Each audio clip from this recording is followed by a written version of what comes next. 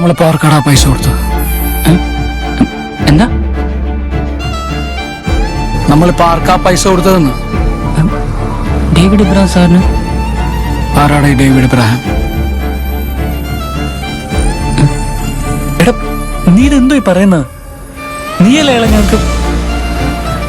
എടാ, David Ibrahim IPS crime branch.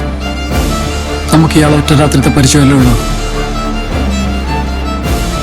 നമ്മളെ പരിചയപ്പെട്ട ആൾ, നമ്മളോടൊപ്പം ഇത്ര നേരം ഉണ്ടായിരുന്ന മനുഷ്യൻ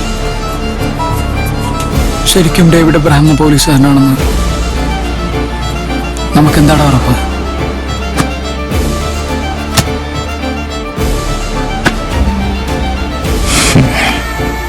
1,75,00,000 മുഴുവനുമുണ്ട്.